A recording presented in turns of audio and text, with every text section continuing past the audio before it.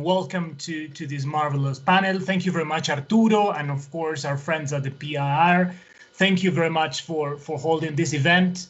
As a matter of fact, I'm Eduardo Piquero. I work for Mexico CO2. Of course, is a Mexican company, part of the Mexican Stock Exchange, and also heading a very similar a group of investors in Mexico called the Consejo Consultivo de Finanzas Verdes, or in English, Green Finance Advisory Board, that includes 350 institutional investors and market players that pretty much follow up what's going on in Peru and your leadership regionally. For that, PRI, thank you and happy birthday, by the way.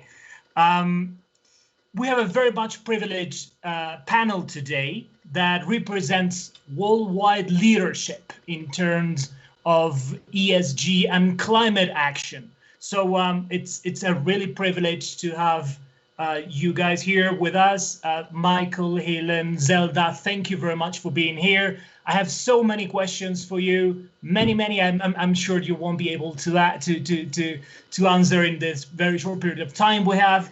And I'd like to begin with you, Michael, if that's all right.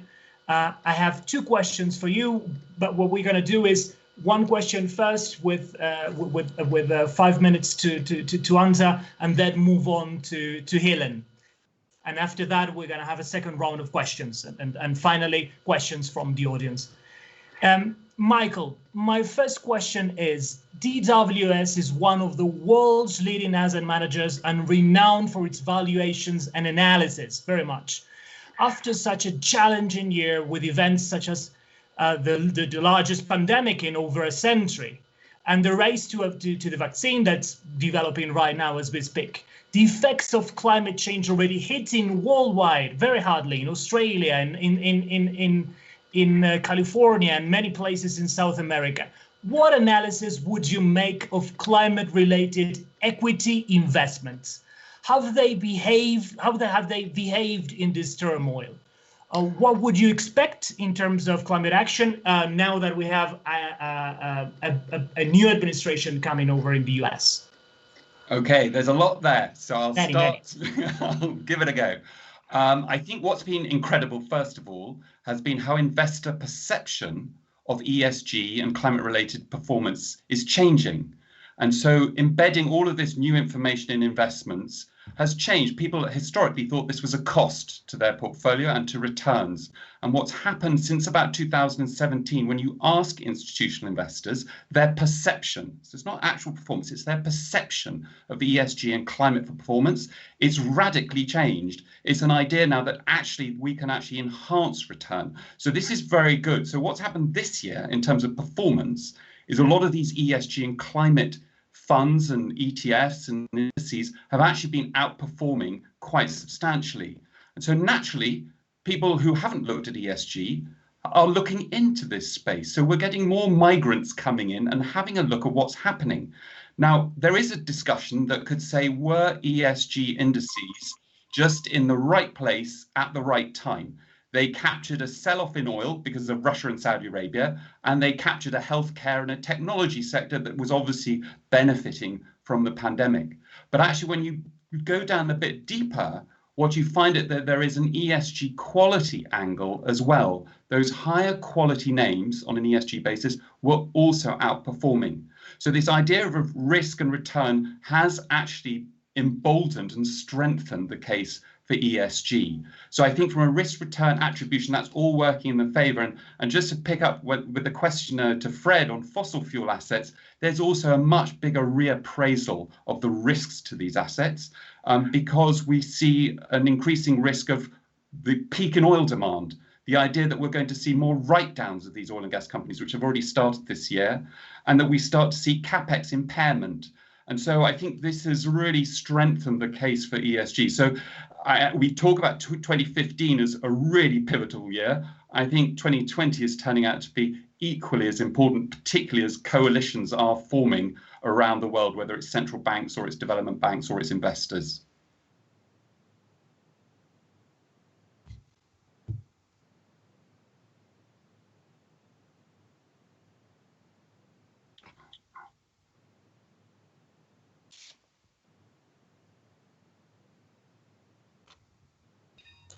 Can you hear me now? Sorry, I can hear you now.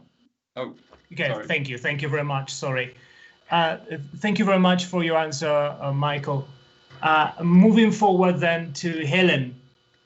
Helen, IDB Invest has been a great promoter of green and sustainable financing agenda in Latin America for the last year. What are the main achievements and challenges you see in the region during 2020? Given your regional role, what recommendations would you give to the actors of the Peruvian financial sector to accelerate the issuance of this kind of this type of financing and seeing forward in the future? Thank you, Eduardo, for the question, and thank you, PIR, for inviting me to be part of this panel. As you know, IDB Invest is the private sector focused institution of the IDB Group. We do the financing for companies as well as banks in the regions, funds, and we do equity investments as well. As an MDB, as a multilateral development bank, we have sustainability in our DNA, in a way. We have always sought to support sustainable development in the region. However, I have to say that since Paris, as they were saying before Frederick's presentation, COP21 sets a target of increasing, doubling climate finance to the region. As MDBs, we have established a methodology to identify what constitutes sustainable finance or climate finance, and we have applied that methodology with an increasing target to double our financing in IDB Invest, but also other multilateral development banks have also set targets. And that's one point that I want to mention. As an institution, we had a target and we committed our resources and strategies to move the agenda forward. So how do we do that in the region? From a private sector's perspective, I have to say that we tackled the financial sector on one hand and the real economy in the other.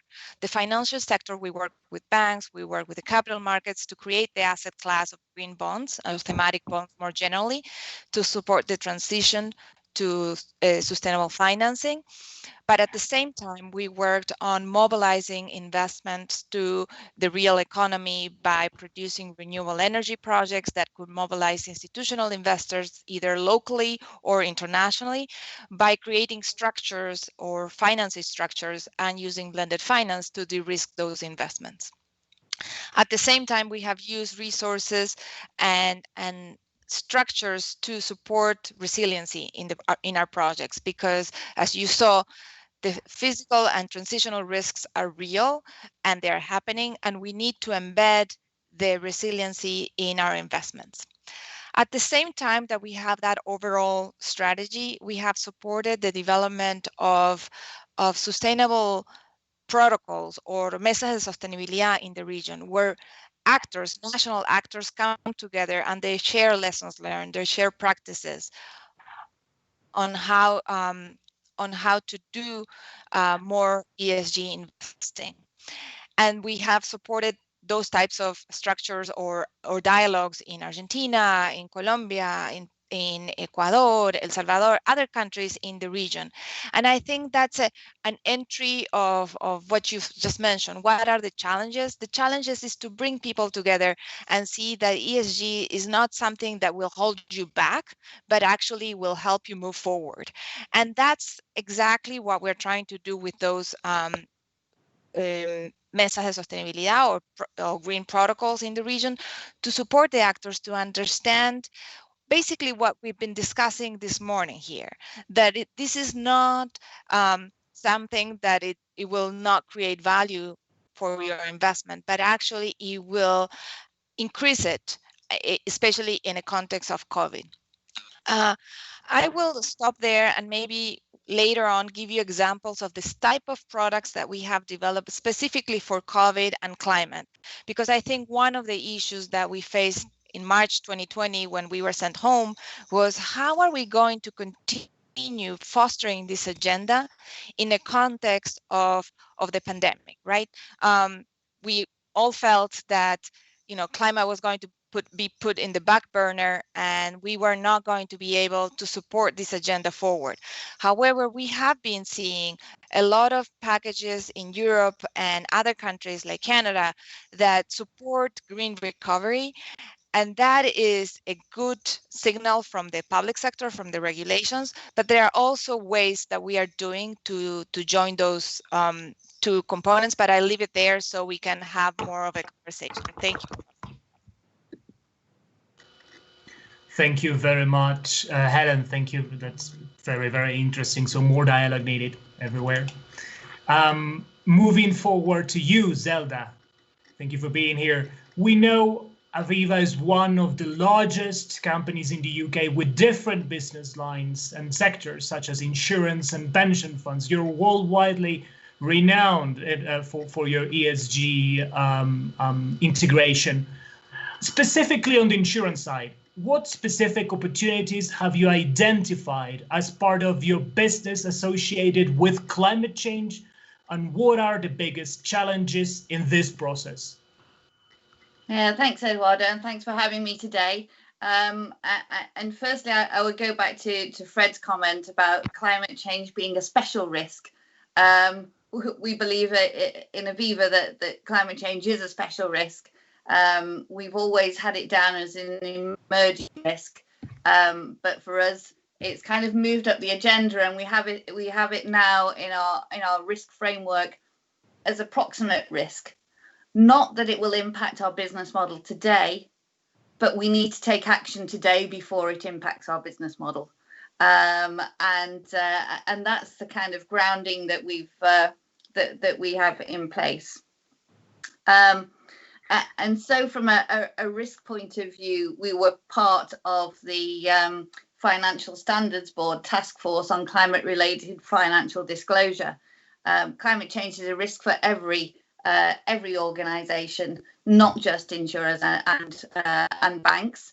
And as insurers and as investors, we need to know and understand what the climate change risks are for every other business that we support or that we invest in.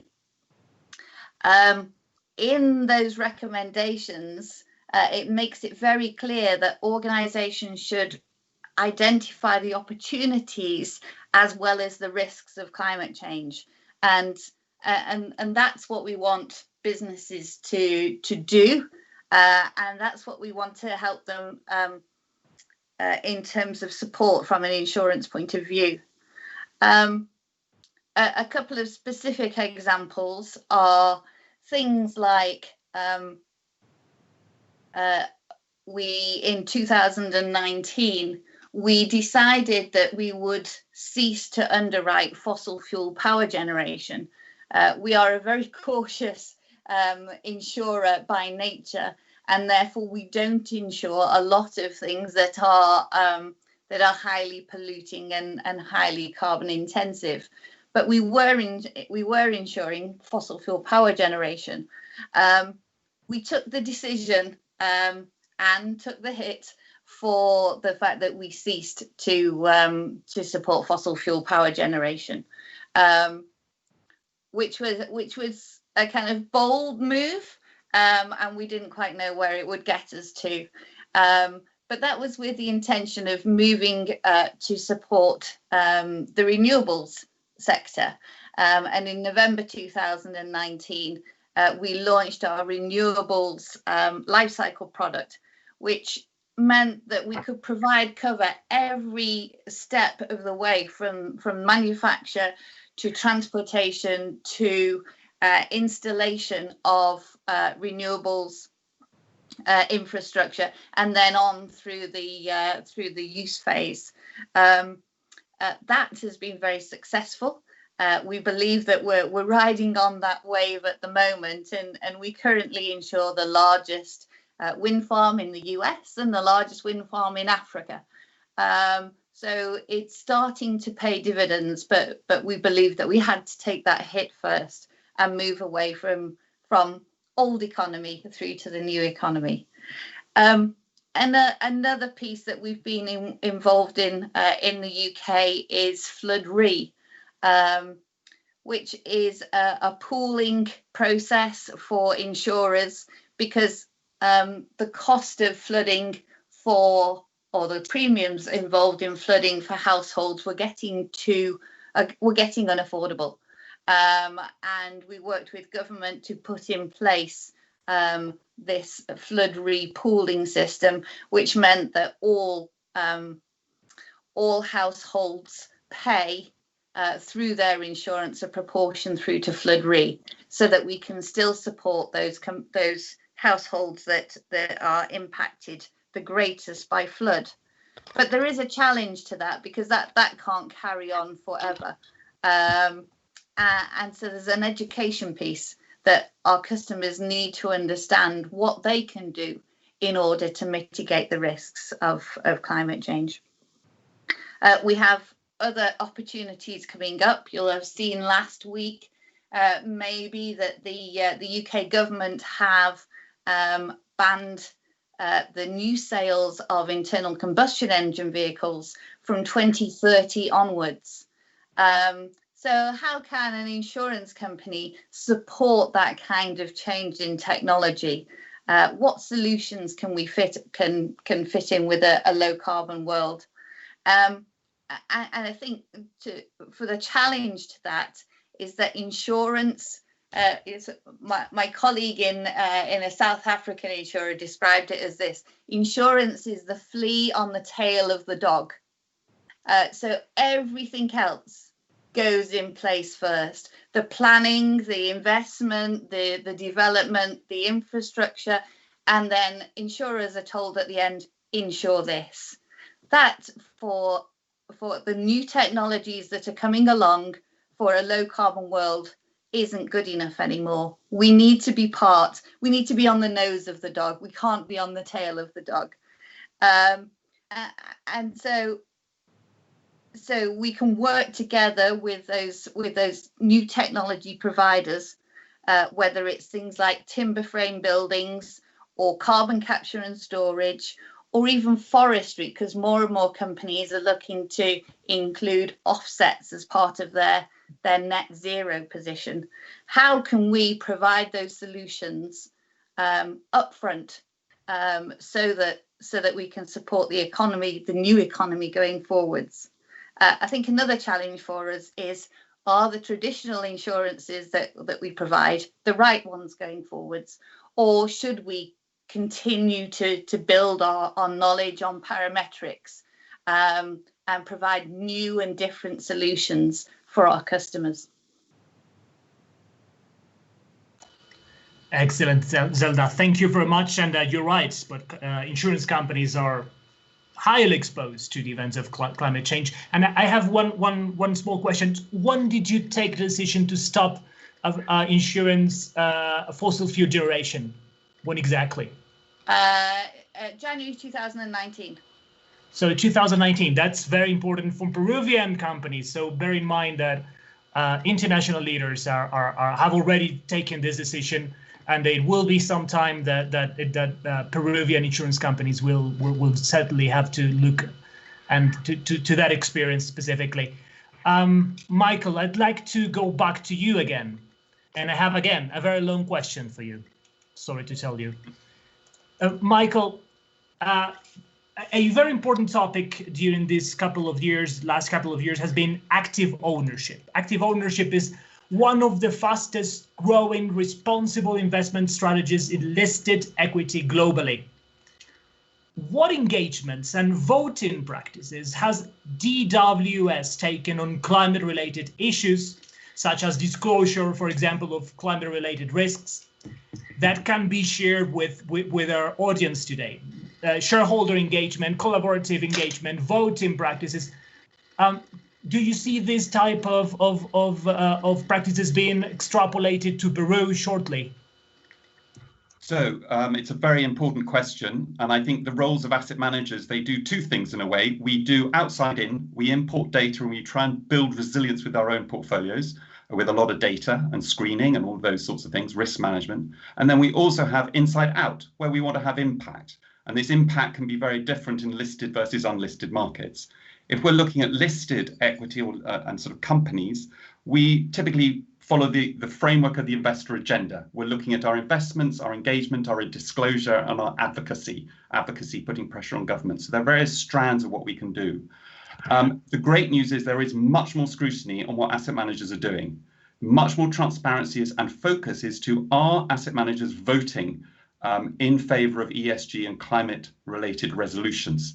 And so Ceres, Share Action, Morningstar are all doing these ratings, and they're getting a lot more visibility. DWS actually is typically number one or in the top 5, depending on how you capture it. I think the bad news is there are some very large asset managers out there, typically in North America, that are not really doing that. And so this is, in a way, a bit of the greenwashing that is being revealed in terms of people declaring what they're doing and actually they're not really doing it in practice. So there is a huge amount of scrutiny on this. I think disclosure is a really very important one. One of the research papers we looked at found that the information that we're being given by companies has a very low correlation to financial performance. So in some sense, a lot of disclosure was being produced by, I don't know, marketing or communications within a company. They were not really being triggered with more robustness. So this is why SASB in the US, the TCFD are so critical. When it comes to climate, one of the areas we've been really involved in is physical climate risk.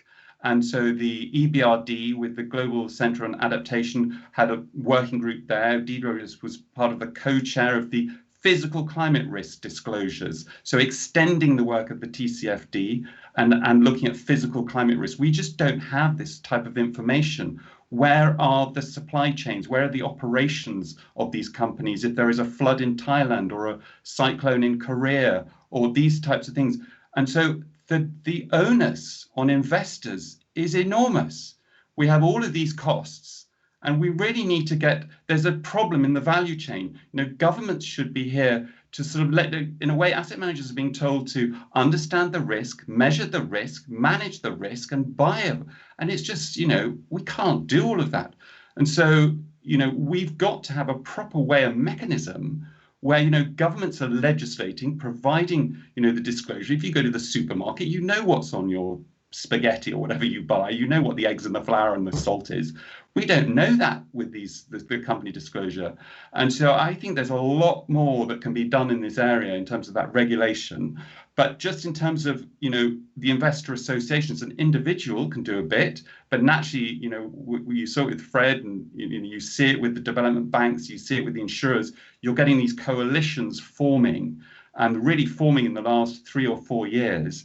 And so things like Climate Action 100 Plus really critical. But, we as a German asset manager, global, but we have our home in Germany, there are certain regulations and restrictions that can bind certain geographies.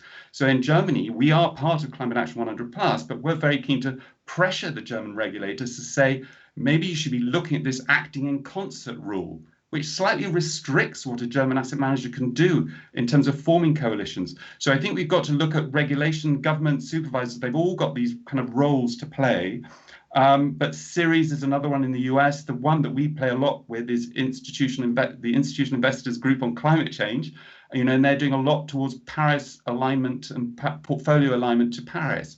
So yes, I think this area of track records of shareholder resolutions incredibly important, and I think we play quite a very active role in that type of area. I think one of the things though is how do we measure that impact? And we spend a huge amount of time with our sort of transformational investments in private equity, cleaning supply chains in China, for example, such as a US technology company. We're measuring a lot of that improvements in energy efficiency, water efficiency, waste management. I think there's more work, and the PRI is doing this more work in this kind of engagement 2.0. How do we actually measure this in terms of the actions? So there have been some really good examples of the Church of England and a few other investors engaging with Shell and then incorporating executive remuneration to carbon emission reductions. So, but the problem is we only, we see the kind of these few examples. It's not really cascading down. So we need to see more and more asset managers voting and moving in this direction of ESG resolutions, because they're not enough are doing it. Thank you very much, Michael. So I understand that you are for regulation. Very tiny. Do you think that disclosure has improved in the last couple of years? Do you see more disclosure? I understand that you'd like to see more, but is the trend going positively? Oh, the trend is definitely going in our favor. If you look at TCFD, I mean, the supporters on that has grown dramatically, and now part of the PRI annual assessment is mandatory reporting according to those TCFD metrics. So it's absolutely going in the right direction. I think what probably confuses people, there are so many ESG disclosure frameworks that we probably want to accelerate to get some form of global ESG disclosure framework, so that we don't have all of these multiple things, because that does put a burden there, but we're definitely absolutely moving in the right direction. Thank you, Michael. Thank you very much. So a message to Peruvian issuers: start disclosure really very well. You're doing okay, but you need to do it even better. So moving forward, Helen, IDB's green finance strategy has included the support for the greening of asset classes or the creation of new assets to combat climate change, such as Index Americas, very well known regionally, which includes a climate change and decarbonization component. What opportunities you envision there will be in the context of the economic recovery to create new asset classes or climate finance solutions for Peru, in addition to sustainable bonds? Thank you, Eduardo. I think that when we look at, as I was mentioning before, there are a lot of packages that are coming out from certain governments, especially in Europe, that are establishing certain guidelines following the EU taxonomy, which is very important to give guidance on where to channel resources. But what we see also in the region is that corporates and banks do want to diversify their investment pools, investors pools, and they want to attract some of the resources. We are in a specific moment where COVID or the pandemic has, you have very low or negative returns in Europe. We saw a flight of resources out of Latin America, but they are coming back because they are looking for good investments. And what we see at the same time when we are generating or creating asset classes is that green bonds is one of the types of asset classes that have been evolving in the region, but also we're moving towards transition bonds, where we are seeing more interest in sustainability-linked bonds and sustainability-linked loans by the region. Mafric was the first one on the transition bond last year, but I think that we more and more see more companies realizing that they need to invest green, that they have to transform the way they are producing goods and services for the region. And so we see an increased demand of knowing how to support that process. How do the companies prepare for a sustainable bond, for a sustainability-linked bond, establishing a KPI, a sustainable strategy as a company. And you see a lot of interest from the regulators as well, and we work with a lot. The public sector side of the IDB group is working with the central banks as well. For example, in Mexico, we are working with the ministers of finance to establish sustainable bonds or sovereign bonds, green bonds, as we did in Chile and Mexico. So we see there is an interest, and they need advisory to support them in the process of developing those kind of assets or developing that kind of portfolio. What we did see during COVID as well was that there was also a trade-off, or what was perceived as a trade-off, as I was mentioning before. They saw that they needed to respond to liquidity needs in the short term, to respond to the emergency, many of the banks in the region, but they didn't think that climate needed, probably they thought, well, we can hold on the climate agenda and we can just focus on SME support or health support And so what we did is, using blended finance resources that we have under management in IDB Invest, is created specific packages of products to support banks in their immediate needs now, in the liquidity needs now, but with an aim to do what Michael and Zelda were talking about. Don't forget about the long term. Don't forget about TCFD. Don't forget about decarbonizing your portfolio. What we did basically was create a product, a zero coupon product for the banks, that within 5 years they responded. We had the liquidity today, but within 5 years they needed to become TCFD supporters, start disclosing, and decarbonize their portfolio. In that way, I mean, for a bank, they have 5 years. We hold their hands, they become supporters, they start doing the disclosure. It's a process that we ourselves at IDB Invest are doing, so we know the difficulties as a bank to become TCFD supporters and disclosing.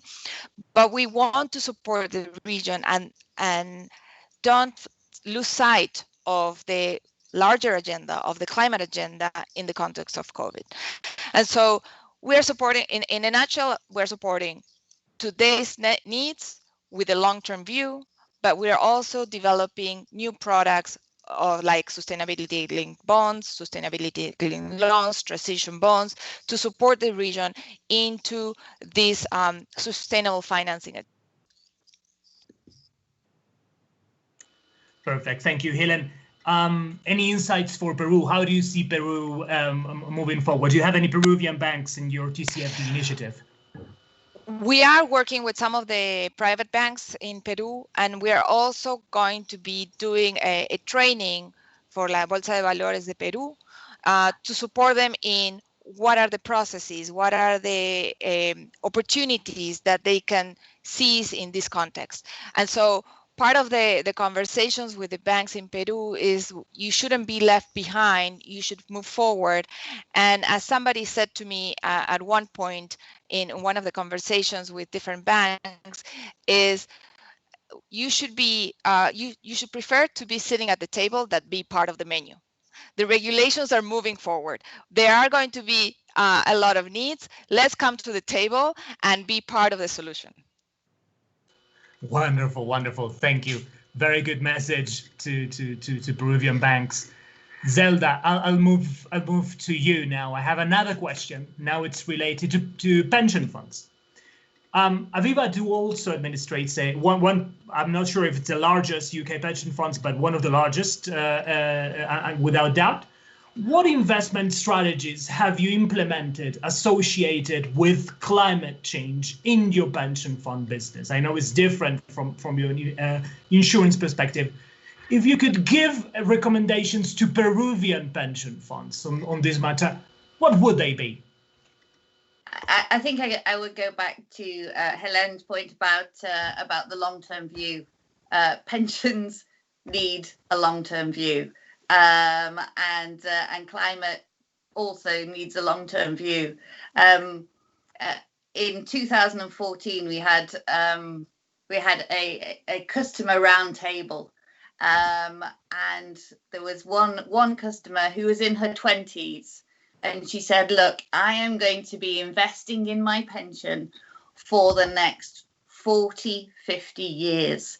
I want that pension to create the future I want to retire into. So it wasn't only for her and her financial needs, but it was on a planetary basis. It was in respect of, okay, I know that I'm going to have some money in 50 years, but where am I going to spend it? What kind of planet am I going to live on by then? And how can we get the money that I invest to make sure that it is actually a place that I want to retire into? So that's the kind of basis of our investment strategy from a pension point of view. We are signed up to the Net Zero Asset Owners Alliance, the UN-backed one. There's about 30 about 30 asset owners. Some of those are pension companies. pension schemes. One of them actually is the UN pension scheme, which is nice to know that it's backing its own initiative. But we're doing that because, as the other members of the panel have mentioned before, nobody has the single solutions to climate change, and we need to make sure that how the methodologies that we use for target setting, for decarbonisation, for engagement are consistent. And one voice by itself is not enough to shift a large company to do something differently. So you need those different shareholders to do that. From an investment strategy point of view, we're looking at different ways of decarbonising. Engagement over divestment is a focus. We believe that there's no point in just divesting from a company that might go on to be held by somebody who doesn't value their action on climate change as much as we do. So if there is a chance, as Fred mentioned at the beginning, a transition away from the old economy, away from fossil fuels and to renewable energy companies, then that is something that we want to support. However, we are looking at things like portfolio constraints to make sure that they aren't too carbon intensive, and that there is that ability to transition there. We're also looking at maturity caps for those higher carbon companies that aren't moving as fast as we want to, because we don't want to be left with stranded assets. And so all of these things add up to a kind of forward-looking, looking for those opportunities. And as Hélène mentioned, the green recovery is a real incentive for us to switch out of those old type bonds and into new green bonds, new sovereign bonds. Again, the UK said that it was going to produce some green gilts in 2021. And how great would it be if all the countries that have NDCs created green bonds, that nationally determined contributions towards Paris, if they produce green bonds in order to deliver their NDCs. That would be something that we will be really keen to invest in going forwards. So again, opportunities there, and we need to look at the long term, both for ourselves, our strategy, and our customers. Wonderful. And Zelda, what would you say, or what would you recommend to a Peruvian pension fund in a one-liner? I would suggest that they join the UN Asset Owners Alliance. We have challenged the Secretariat on that because the fees are quite large at the moment, and not necessarily very accommodating for a pension scheme. They are looking at it, and they are looking to set different tiers for different sizes of organisations, but they would really like pension funds to join that. Wonderful. One more. Are you in or not for regulation? We are in for smart regulation. Wonderful. Thank you. Thank you very much. I have one question for all you three guys, and I'd like to begin with you, Michael, then Hélène, and then Zelda. But it's exactly the same question for you. How would you convince senior management that climate change is happening and that it has to be taken into consideration, not only for a moral point of view, but as an investment opportunity? I know that we've been discussing around it, but let's say that you're working on a new asset manager and you need to convince your boss that they have to look into climate change. Right. Well, I'm glad that my boss does, but I would do a carrot and a stick approach. I would do a stick, which would be, this is your license to operate. If you don't do it and take on these risks, you face enormous reputational risk. And so this is not just investors, but everybody. From a fiduciary duty perspective, we have more and more clarification from an investor. But if I was doing it for corporates, because I think most investors are sort of on the same page, but I think if you're looking at corporates, I do think there does need to be more persuasion there in terms of CEOs. So I would frighten them a little bit with court action and litigation. We are seeing an enormous increase in litigation related to climate change. And Peru was kind of the first mover, well, not one of the first, but the most high profile of a Peruvian farmer suing for the financial losses of Andean ice melt on a German utility company. So I think specific companies, you can focus on high carbon emitting ones, or those that use high amounts of water resources can be a risk to environmental risk. So litigation, I would say, is one issue to scare. The second one, the carrot, I would say, when you see companies and asset managers signing up to sustainability initiatives, they typically tend to outperform. This is a very good signal in terms of governance of these companies. I'll give you one example. RE100 is a coalition of companies that have signed up to have all of their energy 100% renewable by a certain date. And typically what you find is those who've signed up to that pledge are outperformers in their sector from a financial perspective. So irrespective of which sector they're in, these companies are showing leadership as it relates to climate. So I think there's a carrot and a stick approach that you can adopt here, which will mobilize CEOs. Thank you, Michael. Before we go on, antes de continuar, sorry, I'm going to say this in Spanish. Antes de continuar, por favor, les recuerdo, si tienen alguna pregunta para alguno de los panelistas, los pueden incluir en el chat y con gusto los procesamos.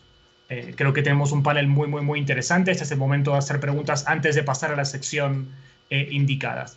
Now, moving forward now to Helen. Now your turn on the question. Great. I think the first thing I would do is tell Michael and Frederick to come and talk to the CEO and the management, and I think they will do a great job. But I would add two things, and they are linked to the presentations and the conversations we've had. I would add employees and customers. I think in the sustainability agenda, we see three drivers, right? We see the investors investing in sustainable finance or sustainable products. We see all the information that Michael and Frederick put out there. It's amazing the returns that they get. But also, if you want to retain talent, I think more and more you need to be a company that is committed to sustainability. That way, the millennials that Frederick was talking about and the new generations will be part of your company and will stay. Otherwise, you will have a risk of not having enough people to work in your company. And third, the customers.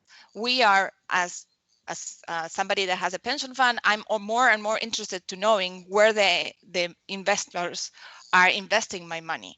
So I think those are the additional 2 points that I would add to also to complete the picture of how I would convince a CEO. Wonderful. Zelda? Yeah, I think for me, Helen's pitched it a bit. I would say that I would give them Fred's slides, from the point of view that there is the focus on the increased frequency and intensity. So there's the science there. There's the policy and regulatory drivers. There's the competitive drivers around CDP. And around other rating agencies, and as Martin mentioned, the RE100. There's lots of hundreds out there now. There's a new EV100 for electric vehicles. All of these initiatives help demonstrate what a company is doing on climate. There's also the piece that Helene mentioned about customers. We need to be able to produce products that will provide solutions for our customer of 2030. if we aren't doing that, regardless of whether they believe in climate change or not, we won't be in existence anymore.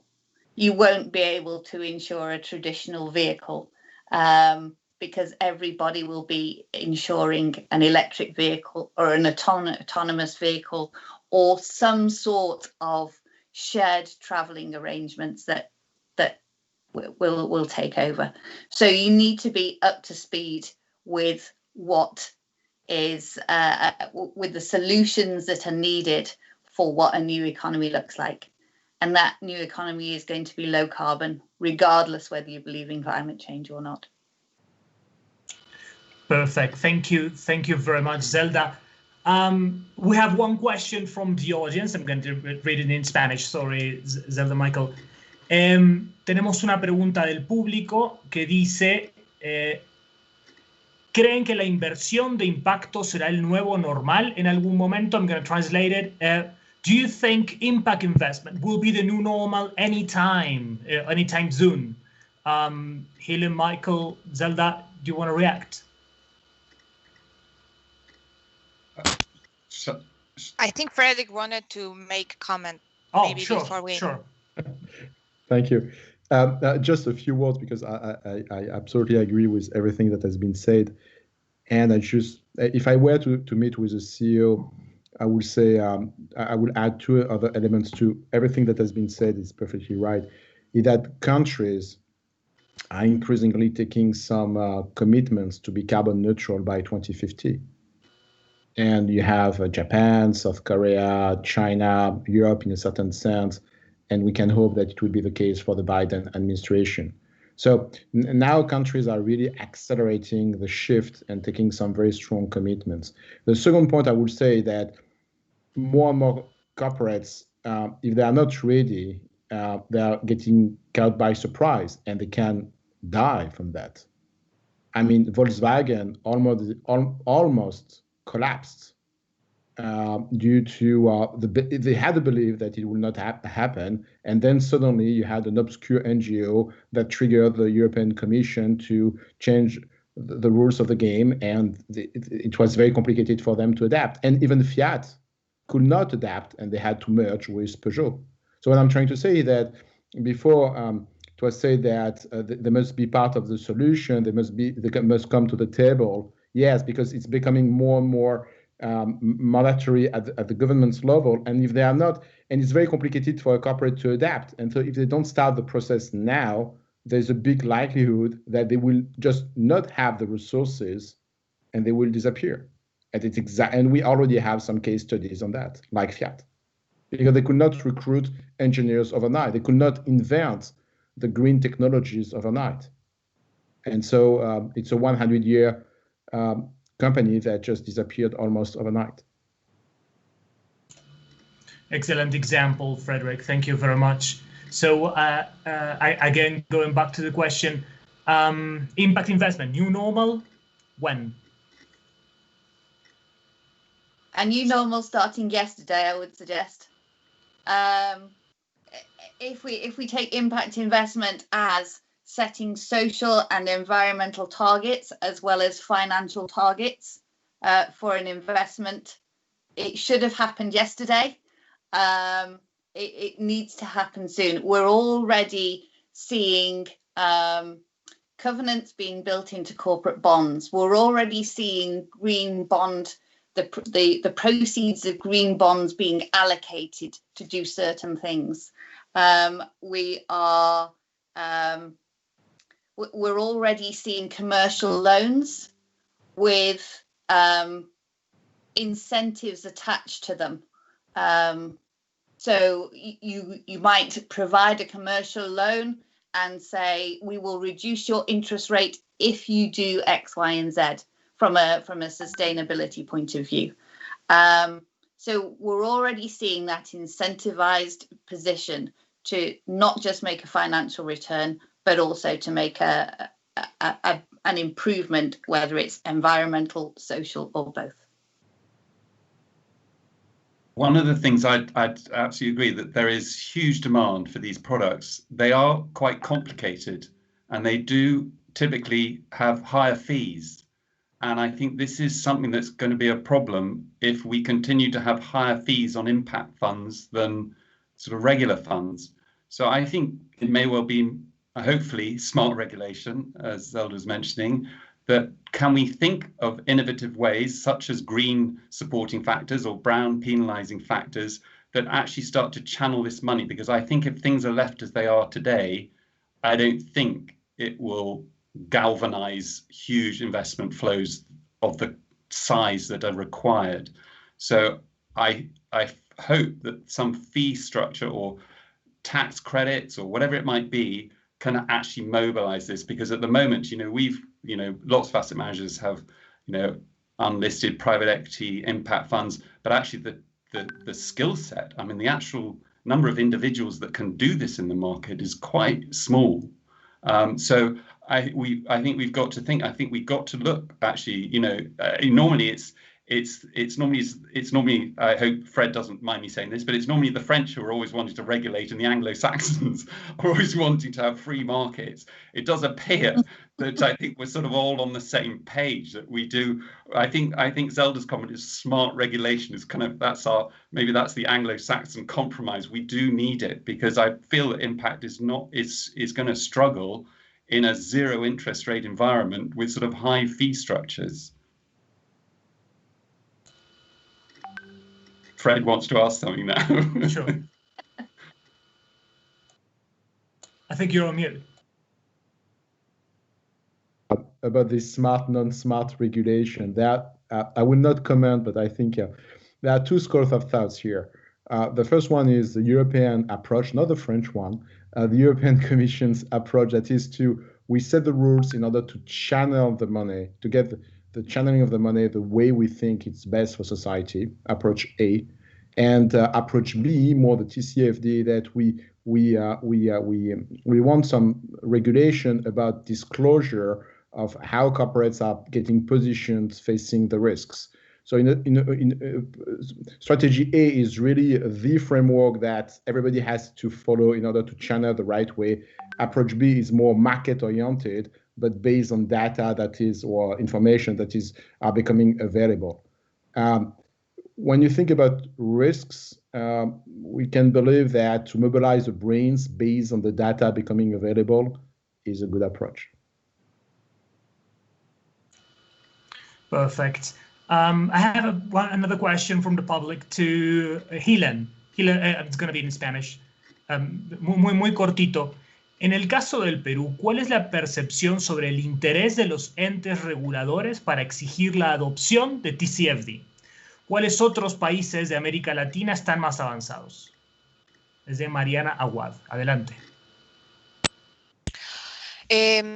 Bueno, desde el punto de vista del TCFD, bueno, lo respondo en español, ¿no? Supongo, lo puedo responder en español. Desde el punto de vista de TCFD... Y cortito. Sí. Rápidamente, los que más se van avanzados tenemos en casos, digamos, de regulación. México, Chile, Colombia han avanzado muchísimo.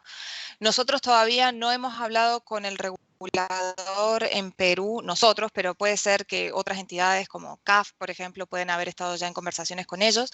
Sin embargo, sabemos que hay interés de conocer cuál es el proceso de ir haciendo cambios regulatorios. Brasil también es uno de los líderes en este tema de regulación en la región, donde ya han incorporado TCFD aparte de la regulación.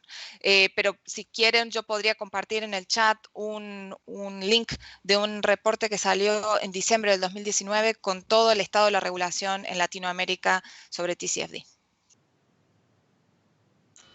Excellent. Thank you very much. And yes, of course, sharing information is always important. We have 2 minutes left, and we have one question for Zelda and Michael.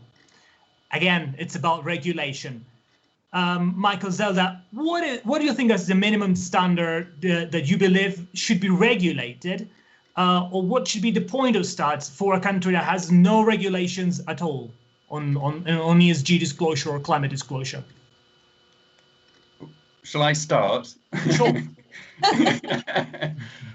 Well, I think it's in a way. I think it's got to come from the top, I would say, and I would say the Network for Greening the Financial System is a very good organization, because if there's one way that mobilizes a community of financial investors and actors, it's the central bank and it's the supervisors that are around that organization. So I think the NGFS is looking for joiners. I think Colombia in South America is pretty active in terms of the regulator in the NGFS system.